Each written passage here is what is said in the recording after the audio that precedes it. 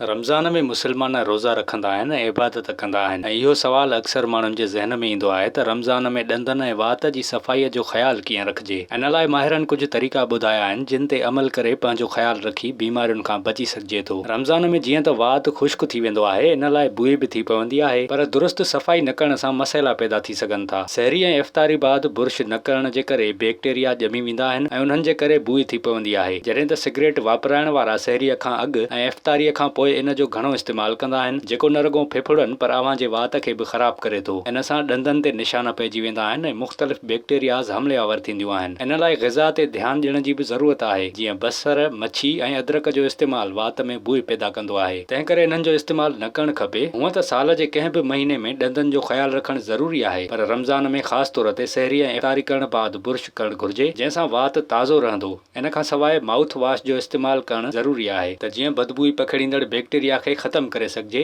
जॾहिं त तमाकु वापराइणु छॾे ॾिजे। चांहि, काफ़ी, कोल्ड ड्रिंक या मसालेदार खाधनि खां बि पासो कजे, छो त इहे शयूं जिस्म में पाणीअ जी खोट जो सबबु बणिजनि थियूं। मिठियुनि शयुनि जो इस्तेमालु बि घटाइजे। बुर्श कंदे वक़्तु पंहिंजी ज़ुबान जो बि ख़्यालु रखिजे। इन खां सवाइ अव्हां खे ॿुधाईंदा हलूं त पाण सॻुरनि जी सुनत मूजिबि मिसवाक जो इस्तेमालु बि करे सघिजे थो। हिक तहक़ीक़ मूजिबि मिसवाक में 29 कुदरती शयूं मौजूदु आहिनि, जेके अव्हां जे वात ऐं ॾंदनि खे सेहतमंद रखनि थियूं ऐं अव्हां जे ॾंदनि ऐं महारनि खे बीमारियुनि खां बचाइनि थियूं। हिननि असूलनि ते अमल करे अव्हां रमज़ान में सेहतमंद रही सघो था।